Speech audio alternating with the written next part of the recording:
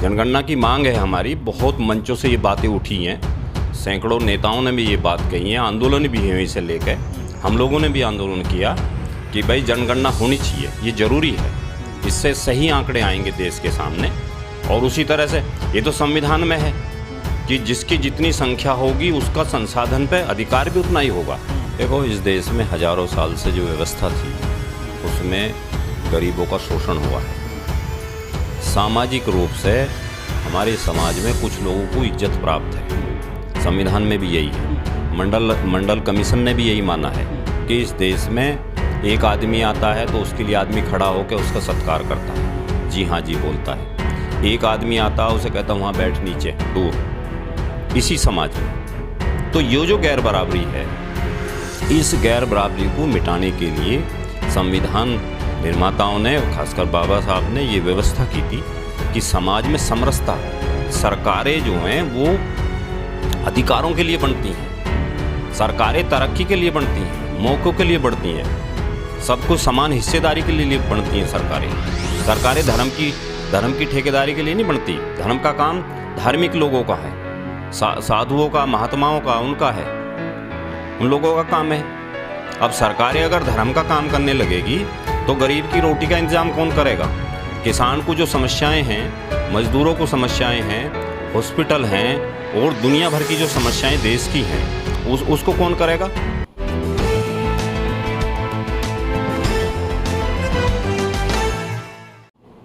माना जाता है कि अंग्रेजों की मौलिक नीति रही है फूट डालो और राज करो। ऐसा ही कुछ आजकल भारतीय राजनीति में देखने को मिल रहा है।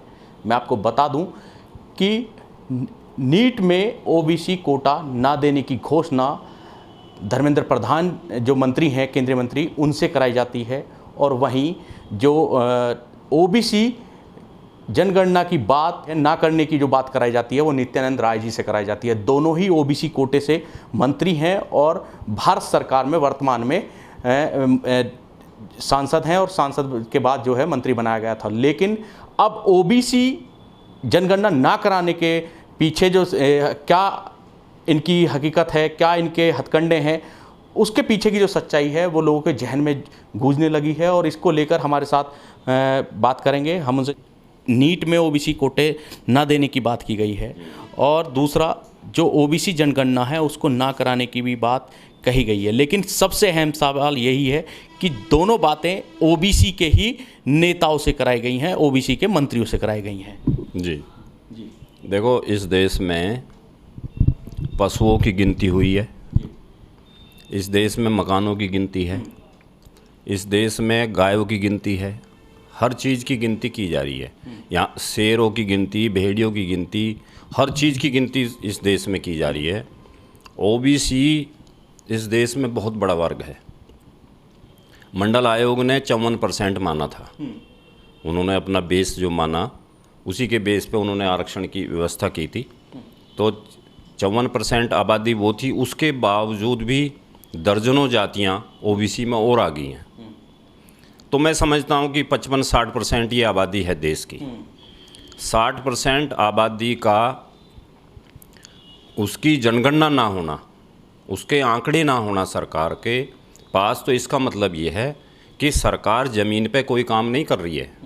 क्योंकि जब तक यही कहते, एसएसओ जो इन्होंने एक संस्था बनाई थी कि भाई उससे हम आंकड़े लेंगे, फिर देखेंगे भाई कितने लोग गरीब हैं, कितने लोग गरीबी रेखा के नीचे हैं, कितने ऊपर हैं, किसके पक्के मकान हैं, किसके कच्चे मकान, ये सारे इन्होंने एक नाटक किया था।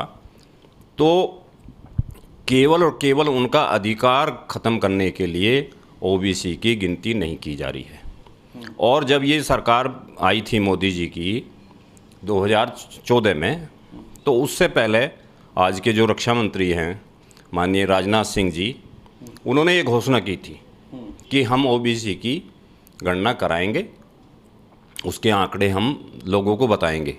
वो गणना हुई भी, गणना हुई, लेकिन उसके आंकड़े आज तक भी डिस्क्लोज नहीं किए गए, लोगों को नहीं बताए गए। वो रिपोर्ट आज तक धूल दबा के रखी हुई है। ओबीसी की जनगणना ना कराने का जो पैरामीटर है वो क्या पैरामीटर है? क्योंकि SC ST की जनगणना कराने की बात कही जा रही है सरकार के द्वारा, तो आखिर वजह क्या है? ये सब कुछ जानते हैं, क्या खेल है इसके पीछे? इसके पीछे तो खेल तो यही है कि ओबीसी जो है इतना बड़ा वर्ग है, अगर उसको पता चलेगा कि मैं इस देश में 60% हूँ तो अपने अधिकारों की मांग करेगा। वो अधिकारों की मांग ना करे, वो गफलत में रहे, यही सरकार की पॉलिसी रही है और उसी की वजह से उसके आंकड़े नहीं दे जा रहे। इसलिए ओबीसी के पक्ष में कोई काम तो हो नहीं रहा। तो जनगणना भी तो एक अधिकार है, उसकी भी तो मांग कर सकते हैं OBC। बिल्कुल होना चाहिए, जनगणना की मांग है हमारी। बहुत मंचों से ये बातें उठी हैं, सैकड़ों नेताओं ने भी ये बात कही है, आंदोलन भी है इसे लेकर। हम लोगों ने भी आंदोलन किया कि भाई जनगणना होनी चाहिए, ये ज़रूरी है, इससे सही आंकड़े आएंगे देश के सामने। और उसी तरह से ये तो संविधान में है कि जिसकी जितनी संख्या होगी उसका संसाधन पे अधिकार भी उतना ही होगा। ये तो बाबा साहब ने संविधान में लिखा है। तो जितनी जिसकी संख्या होगी उतना ही उसके देश के संसाधनों पर उसका अधिकार है। तो ये लोग इनके अधिकारों को खाने के लिए, सच्ची बात तो ये है कि ये गरीब तबका है, हजारों साल से ये पीड़ित लोग हैं, गरीब हैं, मजदूर हैं, अशिक्षित हैं, ये लोग असंगठित हैं। इसलिए इन लोगों के अधिकारों को ये जागरूक ना हो जाएं, जागृति ना आ जाए इन समाजों में, इनको अधिकार ना मिले, इनके भी बच्चे बड़ी पोस्ट में ना जा सकें, इनको भी खुशहाली की ज़िंदगी इस देश में ना जी सकें। इसलिए सारा षड्यंत्र है सरकार का। यानी सरकार को क्या दिक्कत है? अरे जी, लेकिन फिर भी सबसे ज़्यादा वोट जो है, जो अधिकार की बात करती है, वो भाजपा करती है ओबीसी के, और दावेदारी भी ठोकती है। तो ऐसा क्यों है? जिनको अपना अधिकार के बारे में नहीं पता है, या फिर ऐसा बीजेपी में क्यों अपना हित देखते हैं वो ओबीसी समाज के ज़्यादातर जो नहीं, ओबीसी का पढ़ा लिखा आदमी कोई उसमें हित नहीं मान रहा, कोई हित नहीं मान रहा। सबको पता है क्या हो रहा है इस देश में। ये इससे बड़ी और क्या बात हो सकती है कि जो मंडल कमीशन लागू हुआ और बड़ा वर्ग तो वोटर तो है ओबीसी। नहीं, वो उस तरफ कुछ लोग हैं बहके हुए हैं, उनको भी जगाया जा रहा है, उनको भी समझाएंगे, उनको भी बताएंगे, और धीरे धीरे जागृति आ रही है। जिनके बच्चे पिछले 5 साल से 10 साल से कंपटीशन की तैयारी कर रहे हैं, उनके 5-5 साल से जो एग्ज़ाम हो लिए उनके रिजल्ट नहीं आए, बच्चे डिप्रेशन में जा रहे हैं, और उनके माँ बाप कितने परेशान हैं सबको पता है। हर आदमी सोच रहा है ये हो क्या रहा है ओबीसी के साथ। ओबीसी की, अभी एक बच्चा मेरे पास बैठा था, वो कह रहा था कि ओबीसी की लिस्ट जो है सिपाही की यूपी में 198 गई और जनरल की गई 145, 148। तो भाई अब ये तो जनरल से ऊपर तो ओबीसी की जा रही है। डॉक्टरों में से ये तो अनुप्रिया पटेल ने कई बार लोकसभा में उठाया ये मामला, और वो मंत्री बन गई। जब तक ओबीसी को अपने अधिकारों का एहसास होगा, आप जागने की बात कर रहे हैं, तब तक तो प्राइवेटाइजेशन हो जाएगा। तो फिर तो उनके अधिकारों की भी कोई वैल्यू नहीं रहेगी, कुछ नहीं बचना। ये तो इन्होंने बिल्कुल, जैसा वो गांव में कहते हैं ना कि धड़ाधड़ के बेचने वाला मामला है। इससे तो जितनी जल्दी लोगों में जागृति आए, लोगों में, खासकर गरीबों में, पिछड़ों में, क्योंकि पिछड़ा वर्ग ऐसा है इस देश में। जब बाबा साहब ने ये कहा था कि भाई पिछड़ों को भी आरक्षण दो, तो महात्मा गांधी ने और जवाहरलाल ने कहा था कि पिछड़े इस देश में बहुमत में हैं, उनकी कोई उपेक्षा कर ही नहीं सकता। लेकिन देश को 70 साल हो गए आज़ाद हुए, पिछड़ों को क्या मिला? पिछड़ों कुछ मिला ही नहीं। अगर आप मानते हैं कि लड़ाई जो लड़ी नहीं गई पिछड़ों की तरफ से, जबकि एससी वर्ग, SC ST वर्ग इस मामले में आगे रहा है पिछड़ों से। SC ST वर्ग जो है वो तो बाबा साहब ने उनकी कमान संभाल ली थी तभी, और बाबा साहब तो ओबीसी को भी वो चाहते थे कि इनका भी रिजर्वेशन अभी तय हो।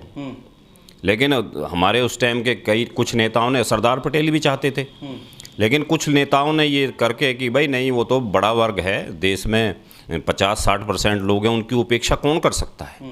लेकिन हुई और हो रही है। 60% को आपने 27% आरक्षण दिया, क्यों दिया भाई? 54% को 54 मिलना चाहिए, उसका अधिकार है, संविधान में दिया है। दूसरा कि जो जिसकी जितनी हिस्सेदारी है उस संसाधनों पे, जितनी उसकी संख्या उतने संसाधनों पे उसका अधिकार बनता है, तो हुआ ही नहीं। तो आप मानते हैं कि जो अंग्रेज़ों की नैतिक नीति रही है, फूट डालो राज करो, आज भारतीय राजनीति में उसका जोर शोर से इस्तेमाल किया जा रहा है या होता आ रहा है? नहीं, बिल्कुल हो रहा है। इस देश में मैं आपको बताऊं कि इस देश की आज़ादी की लड़ाई गरीबों ने लड़ी, मजदूरों ने लड़ी, किसानों ने लड़ी, 1857 का गदर हुआ, एक भी जमींदार, एक भी धन्ना सेठ, एक भी बड़ा आदमी, राजा महाराजा सामंत लड़ाई में नहीं था।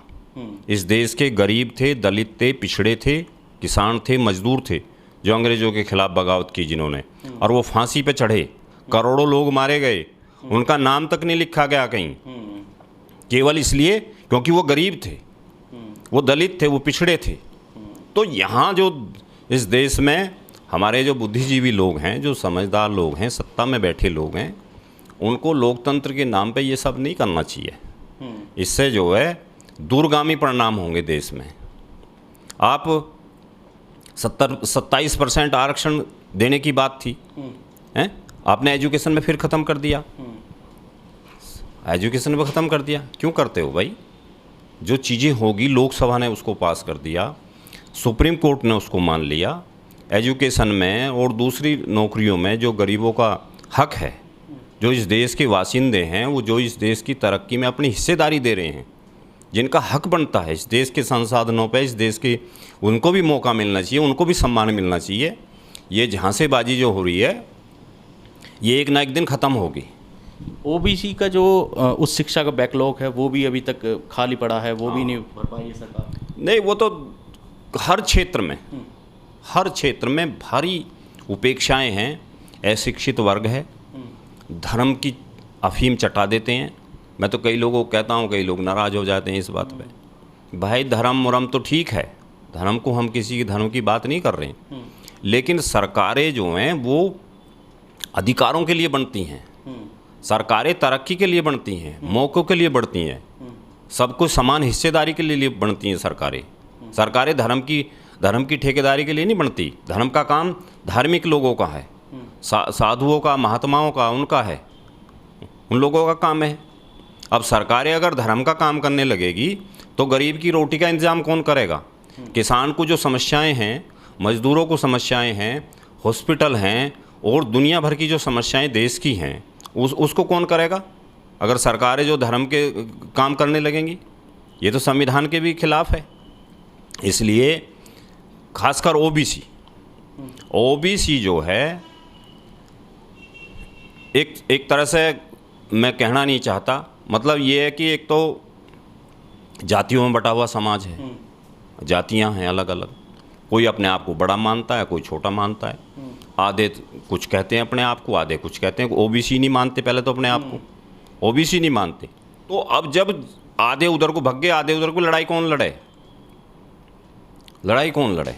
लड़ाई की तो बात ही नहीं हो रही। जो लड़ाई लड़ रहे हैं उनके लिए और सब लोग उनके खिलाफ खड़े हो जाते हैं, हमारे ही आदमी।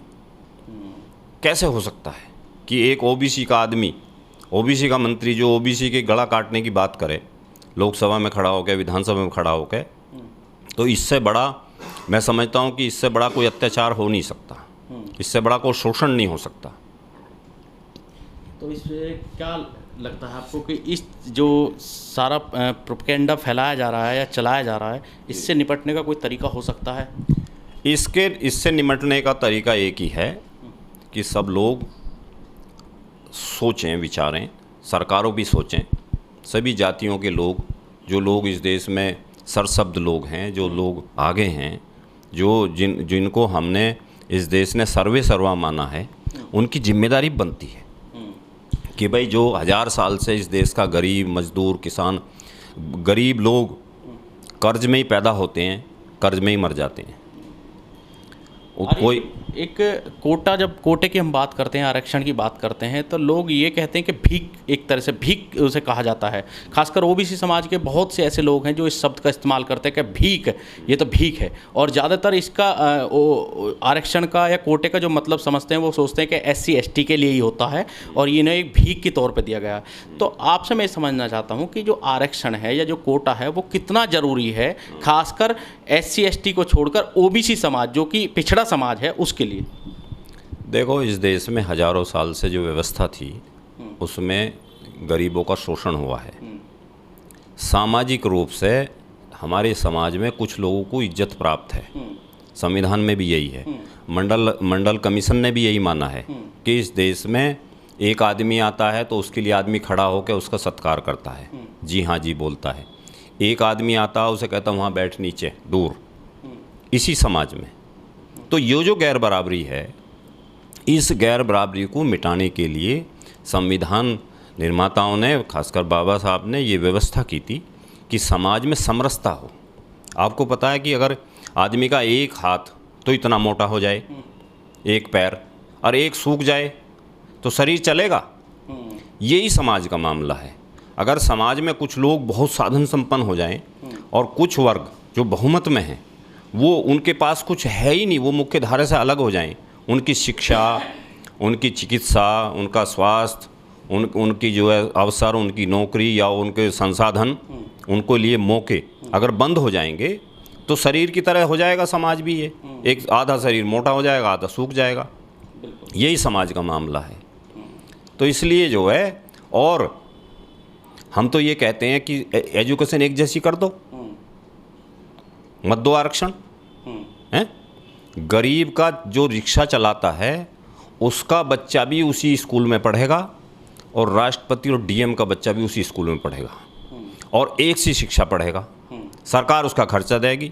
हटाओ आरक्षण, फिर देखते हैं गरीब का, रिक्शा चलाने वाले का बच्चा आगे जाता है या साधन संपन्न लोगों का, बड़े लोगों के बच्चे ज़्यादा जाते हैं। हो ही नहीं सकता।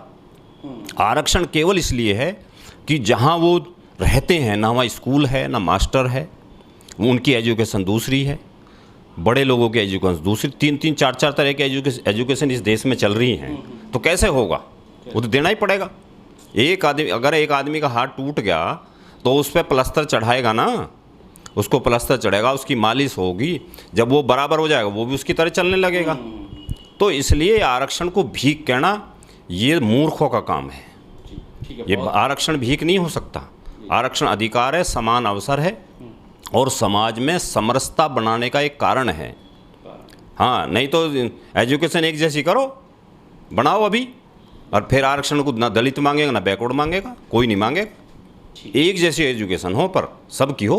गरीब का बालक भी वो पढ़ेगा, अमीर का भी पढ़ेगा, उसका भी सरकार खर्चा उठाएगी, वो भी ड्रेस वही पहनेगा और वो भी ड्रेस वही पहनेगा, वो भी उसी नीचे बैठ के पढ़ेगा तो नीचे बैठ के पढ़ेगा, कुर्सी पे पढ़ेगा तो कुर्सी पे पढ़ेगा, गरीब का भी अमीर का भी।